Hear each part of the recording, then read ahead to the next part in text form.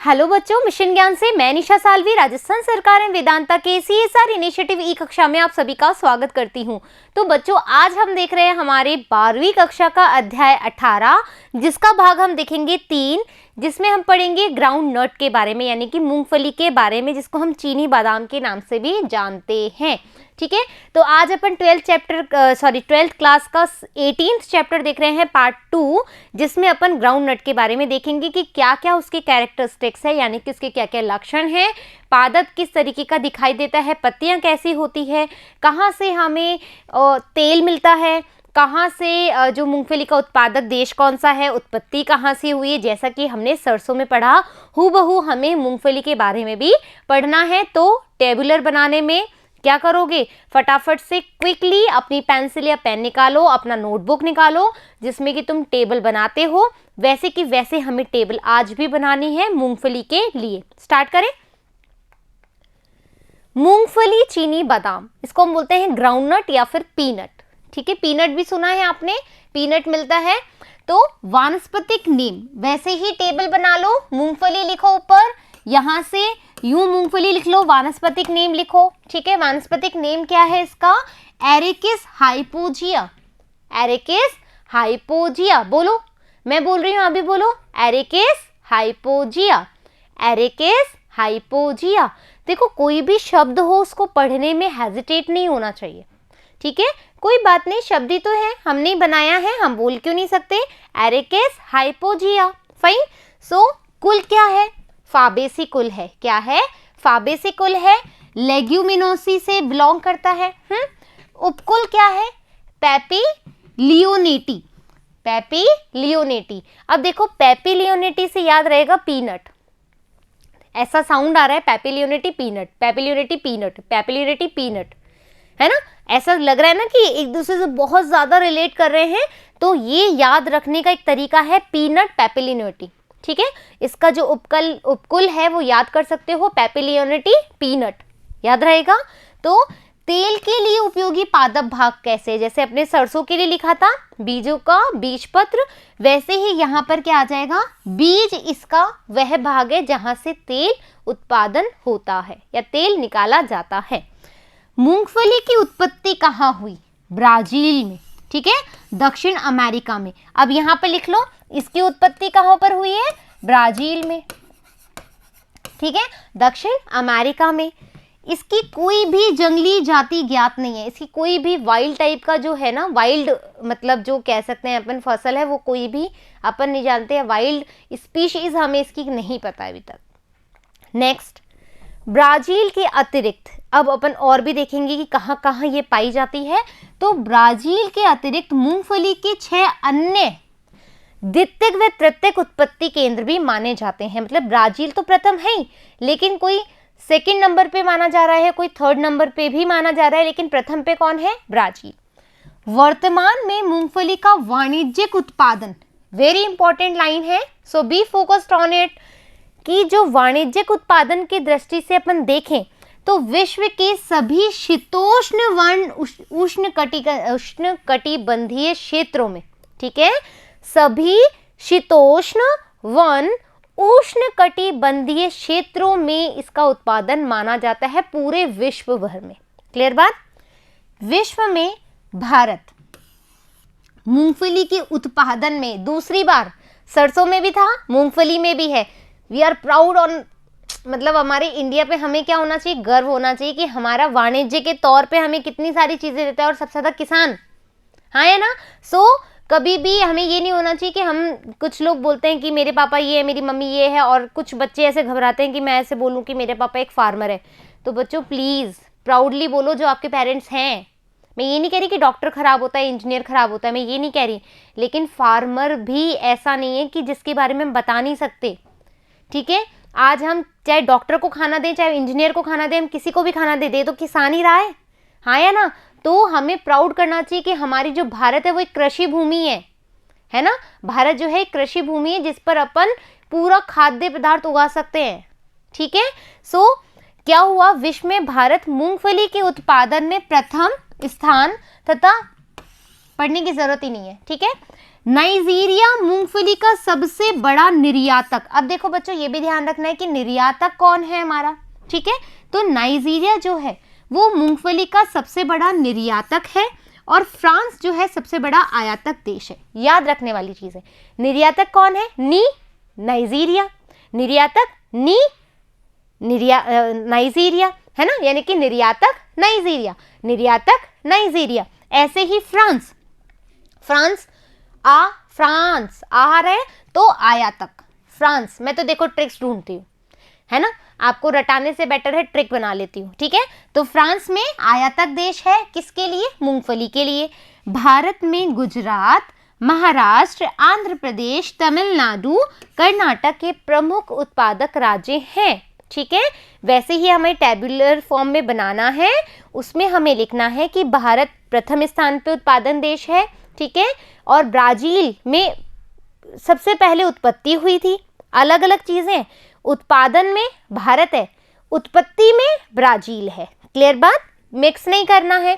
निर्यातक नाइजीरिया है, आयातक फ्रांस है। और भारत में भी कहाँ कहाँ मिल रहा है? गुजरात, हमारा तमिलनाडु, आंध्र प्रदेश, कर्नाटक, ये प्रमुख उत्पादक राज्य हैं हमारे भारत में। क्लियर? आगे बढ़े। पादप, अब इसका प्लांट कैसा है ना, इसके क्या क्या लक्षण हैं, हमारे पादप को पहचान भी तो करना होता है कि ये मूंगफली का है। अब खूब सारी खेती है, कैसे पता लगाओगे ये मूंगफली ये सरसों है? पता होना चाहिए ना, प्लांट टाइप भी पता होना चाहिए। सो मूंगफली का पादप अर्ध ऊर्ध्व या शयन, ठीक है, शाखित पसरने वाला एक वर्षीय शाख होता है, ठीक है। कुछ लोग इसको शयान भी कहते हैं, ओके। शयान यानी कि देखो, शयान यानी कि शयन होता है ना, निद्रा वाला, तो तुम ऐसे भी याद कर सकते हो, ये पसरने वाला पादप, ऐसे पसरता रहता है ये ना, नीनू आती रहती है इसको बहुत ज्यादा। और ये कैसा है? सरसों भी एक वर्षीय शाख था और मूंगफली भी एक वर्षीय शाख है। मूसला मूल तंत्र, सरसों में भी मूसला मूल तंत्र था, यहां पर भी मूसला मूल तंत्र है। सहजीवी जीवाणु राइजोबियम निवास करता है और इसमें क्या होता है? सिम्बायोटिक रिलेशनशिप मिलता है किसके साथ? राइजोबियम के साथ। तो ये राइजोबियम इसको हेल्प करता है, ठीक है। वो क्या करता है? इससे अपनी पूर्ति करता है और मूंगफली इसको ग्रो करने में हेल्प करता है राइजोबियम। क्लियर बात? पत्तियां कैसी होती हैं? संयुक्त है, दिख रहा है तुम्हें यहाँ पर, ये लीव्स दिख रही है, संयुक्त है बिल्कुल, पिच्छाकार है, 4 पढ़नी की है। यहां पर भी एक जो है, देखो दिख रहा है यहाँ पर, ये क्लियर दिख रहा हो तो ये इस तरीके की लगी हुई है, ठीक है। ये 1 2 3 4 होती है, पिच्छाकार होती है। 11th क्लास का मेरा चैप्टर पढ़ाया हुआ है, तुम देख सकते हो, ठीक है। तना, मूल, पत्ती सब मैंने अच्छे से पढ़ाया है, तुम उसको एक बार देख लो, तुम्हारे काम की चीज है, बुरी तो है नहीं। नीट के लिए तो उपयोगी है, 12th के लिए ना सही, लेकिन बेसिक तो तुम वहीं से स्ट्रॉन्ग करोगे तो तुम आराम से देख सकते हो वाला चैप्टर। फाइन। पत्तियां संयुक्त, पिच्छाकार, 4 पढ़ने की होती हैं। पुष्प लाक्षणिक रूप से पेपिलियोनेशियस, क्योंकि पेपिलियोनिटी हमने पढ़ा था, तो पेपिलियोनेशियस प्रकार के होते हैं। पुष्प स्तंभ के आधारी भाग से विकसित होते हैं। देखो कैसे, यहां देखो, कलर चेंज कर लूं, ये स्तंभ है, ठीक है, ये स्तंभ है। जैसे ही देखो यहां पर देखो, छोड़ो उसको, यहां देखो, इसमें क्या होता है बच्चों, जैसे ये धरती है, मतलब नीचे भूमि है, भूमि के इधर स्तंभ लगा हुआ है, तो यहां से ऐसे ऐसे पिच्छाकार में पत्तियां निकल जाएगी और यहीं पर ही फूल निकल जाएगा, है ना। अब क्या होगा, इसमें एक बड़ी सी बात सुन लो, ठीक है।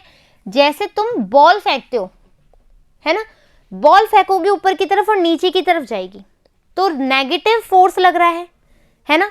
लेकिन यहां पर जब अपन मूंगफली की बात करेंगे तो क्या होगा, इसका जो फोर्स है वो कैसे लगेगा, ये जैसे बीज या फल जो भी बनेगा, ये धरती के अंदर घुसेगा, ये खुद ही क्या होगा, धरती के अंदर घुस जाएगा। जब इसका परागण हो जाएगा, निषेचन की क्रिया हो जाएगी, ठीक है, जहां निषेचन की क्रिया हो गई, ये नीचे की तरफ चला जाएगा, मतलब परागण की, सॉरी, आप तो सोचो परागण की क्रिया हो गई, परागण की जैसे पॉलिनेशन हुआ, ये मिट्टी के अंदर खुद ही चला जाएगा, तो इसको क्या बोलेंगे अपन, धनात्मक गुरुत्वाकर्षण बल लगेगा इसमें, है ना, मतलब पॉजिटिव फोर्स लग रहा है, खुद ही अंदर जा रहा है, मिट्टी के अंदर ही इसका बीज डेवलप होगा। क्या होगा, मतलब मिट्टी के अंदर ही इसका बीज डेवलप होगा। पुष्प स्तंभ के आधार, जो स्टेम है उसके बेस से ही निकलने लग जाता है, जो पुष्प है उसके, जैसे ये स्टेम है तो स्टेम है, इसके बेस से यहाँ पे फ्लावर निकलने लग जाता है, ठीक है। आधारी भाग से विकसित धनात्मक गुरुत्व अनुवर्ती फलधरों, है ना, ये खुद ही अंदर की तरफ चला जाएगा, मतलब मिट्टी के अंदर फोर्स लग जाएगा इसके। फलधरों कार्पोफोर कहते हैं इसको, पर विकसित होते हैं। समझ में आ गया कैसे? नेक्स्ट देखें अपन, परागण के पश्चात बच्चों एक और बात, इसमें सेल्फ फर्टिलाइजेशन होता है, सेल्फ पॉलिनेशन, सॉरी, क्या होता है? स्वपरागण, ठीक है। यानी कि जो इसके पुंकेसर होंगे, है ना, वो इसी की ओवरी को यानी अंडाशय में चला जाएगा, ठीक है।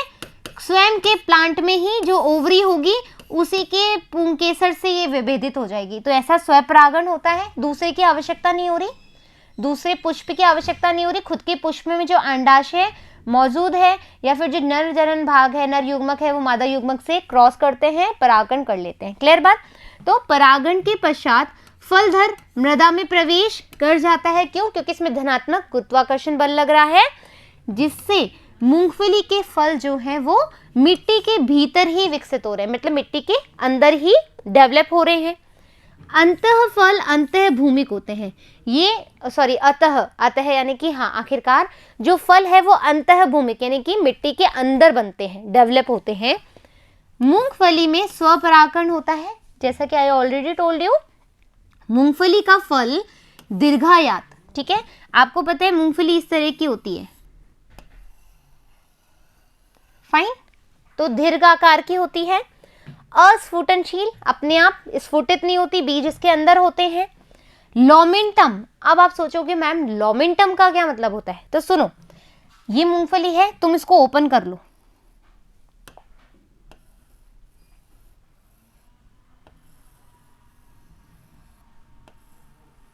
ठीक है। मेरी ड्राइंग अच्छी नहीं है, पहले से पता है तुम लोगों को, ठीक है ना। ओपन करोगे तो ऐसा कुछ दिखाई देगा तुम्हें, है ना, दोनों कपाट खुल जाए, अंदर यहाँ बीज है इसके, है ना, ऐसा बोलते हैं अपन। तो बच्चों ये क्या है, देखो, एक कंपार्टमेंट, दूसरा कंपार्टमेंट या तीसरा कंपार्टमेंट, यानी कि पार्ट में विभाजित है ना। ये देखो, एक बीज इसमें, एक बीज इस बीज इसमें। तो ये जब ऐसी सिचुएशन होती है उसको बोलते हैं लोमेंटम, यानी कि ये क्या होगा, इसके अंदर मासल बीज होंगे अंदर की तरफ और ये पार्ट में डिवाइडेड होगी, है ना, पार्ट में डिवाइडेड होती है। तो इसको इस तरह का जो अरेंजमेंट होता है उसको बोलते हैं अपन लोमेंटम। क्लियर हो गया? वर्ड का मीनिंग समझ में आ गया। बीज पत्रों में 43 to 55% तेल तथा 25 से 28% प्रोटीन होता है। इंपॉर्टेंट चीज है, हमने सरसों में भी लिखा था, है ना, अम्लों के बारे में लिखा था, बीज से तेल कितना निकल रहा था, यहाँ पर कितना निकल रहा है 43 से 55%, और प्रोटीन कितना मिल रहा है 25 से 28%। क्लियर? मूंगफली की खेती वर्षा ऋतु में होती है और ये खरीफ की, वो रबी की फसल थी, यहाँ पर ये वर्षा ऋतु में होगी। क्लियर? इसकी फसल 100 से 130 दिन में पककर तैयार हो जाती है, मतलब जो पूरी जो होता है ना कि कितना समय ले रही है पकने में, तो ये 100 से 130 दिन तक लेती है। उन्नत किस्म की उपज, यदि अपन अच्छी किस्म के बारे में बात करें तो 10 से 15 क्विंटल प्रति हेक्टेयर होती है। सरसों में भी अपन ने देखी थी। 1 क्विंटल मूंगफली में 70 से 75 किग्रा गुलियां प्राप्त होती है। तो अपन को पता लग गया 1 क्विंटल में कितनी होती है और कितना क्विंटल मिल रहा है, 10 से 15 क्विंटल प्रति हेक्टेयर हमें मिल रहा है। तेल के गुण, अब इस मूंगफली से जो हमें तेल प्राप्त हो रहा है उसकी भी तो क्वालिटीज देखनी पड़ेगी, क्या क्या काम आता है। मूंगफली का तेल क्या है, अशुष्कन, नॉन ड्राइंग, यानी कि ये शुष्कन नहीं है, कोई लेयर नहीं बनेगी। इसका रंग सुनहरी पीला या एक रुचिकर गंध युक्त होता है मूंगफली का तेल, है ना, हमें क्या होता है थोड़ा सा येलोइश लगता है। तेल में सर्वाधिक वसीय अम्ल कौन कौन सा, ऑलिक अम्ल होता है 56%, ठीक है।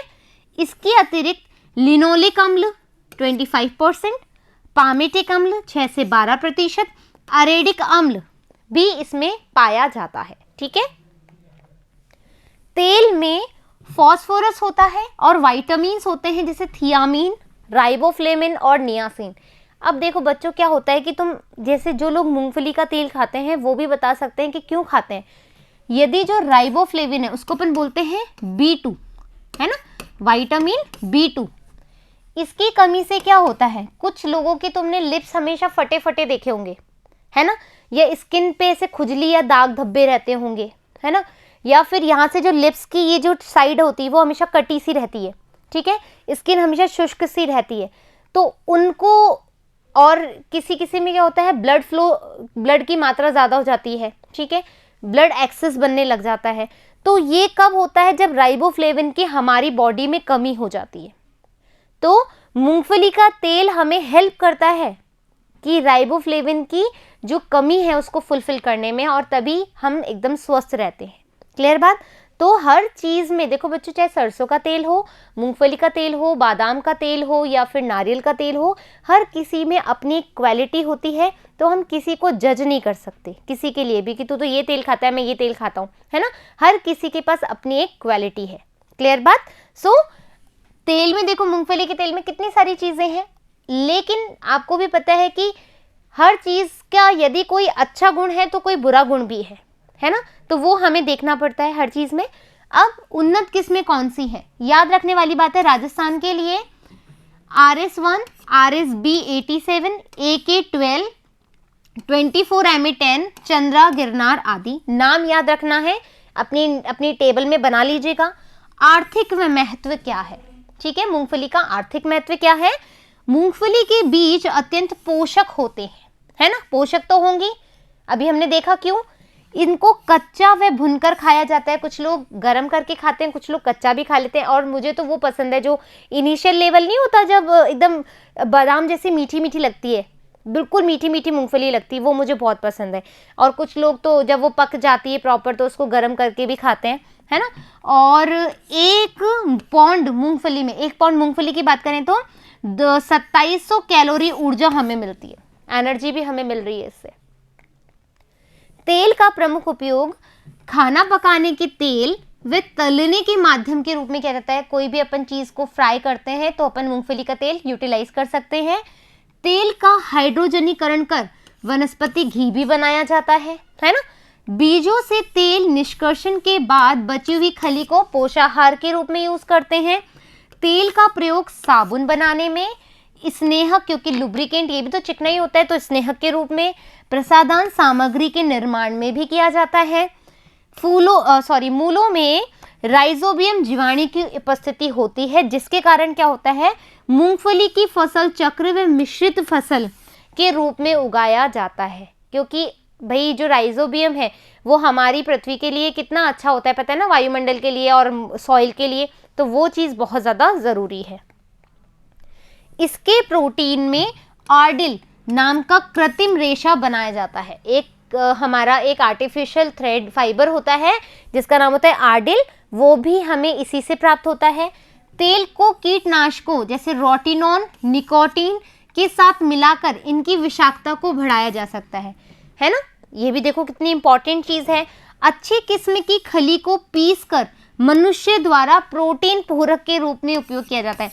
कुछ लोग खाते हैं ना प्रोटीन पाउडर, है ना, तो मूंगफली का उसमें भी यूज़ लिया जाता है, लेकिन उन्नत किस्म की मूंगफली होनी चाहिए।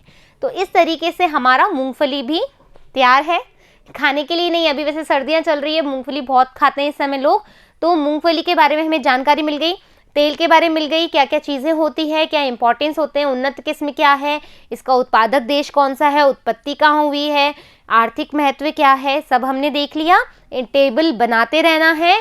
फिर मिलेंगे नए टॉपिक के साथ बहुत ही जल्द। जब तक धन्यवाद।